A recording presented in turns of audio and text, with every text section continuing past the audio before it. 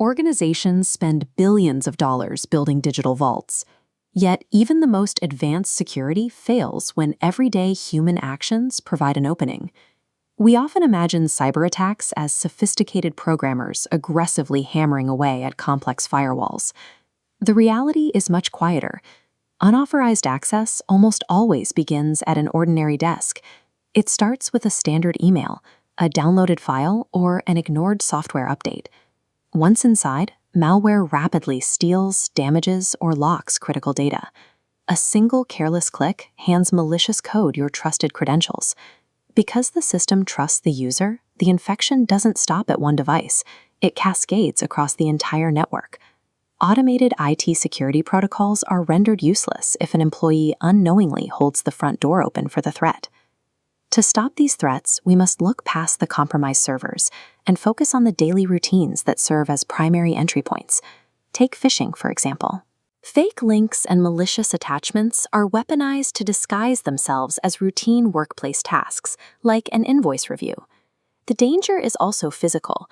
Plugging an unverified, unknown USB drive into a company machine bypasses network defenses entirely. Even delaying authorized software updates creates a risk. It leaves known security gaps unpatched and completely exposed. Because these attack vectors target human routine and psychology, our most effective countermeasure is a deliberate change in our own behavior. We must transition from being passive targets to operating as an active, resilient line of defense.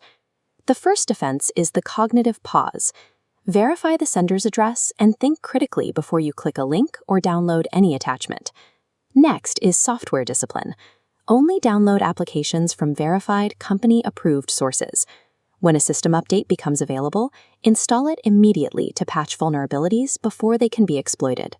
Maintain a physical perimeter by adopting a zero-tolerance policy for connecting unknown removable devices to company hardware.